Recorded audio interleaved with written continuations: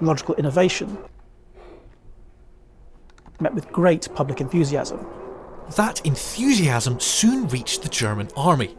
Some officers believed that rockets could supplement or even replace conventional artillery, and by the late 1920s, amateur rocket clubs, universities and the German army were experimenting heavily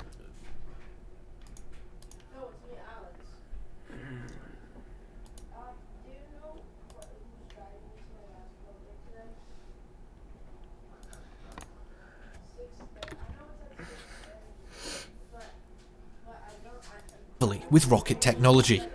One rising star in the field was Werner von Braun.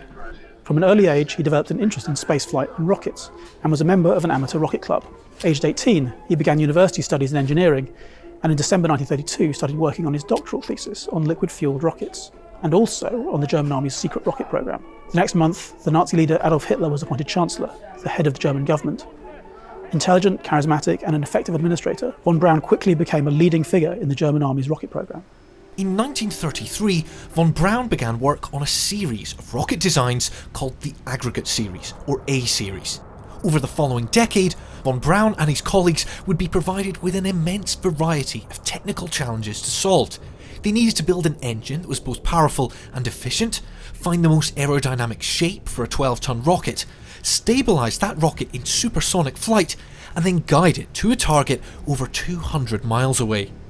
Through their work on the Aggregate Series, the German Army rocket program began to answer these questions. But the development was immensely difficult. Speaking of the testing of the A1 rocket, von Braun said it took half a year to build and half a second to blow up. But in the middle of the 1930s, with the Nazis having consolidated their grip on power, Germany embarked on a course of military rearmament. Now money began to flow into the rocket program, and a large research facility was built at Peenemünde. Here on the Baltic coast, they began to make real progress.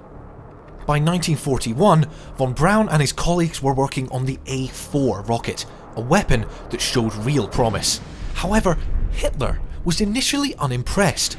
For the first 2 years of the war, his army had mounted triumphant campaigns, seeming to win easy victories. It had little need for what he saw as an expensive artillery shell. But by the end of 1941, the balance of the war had shifted. Germany's army had been repulsed from the gates of Moscow, and the United States had entered the fight on the Allied side. Now, the rocket started to look like a useful weapon.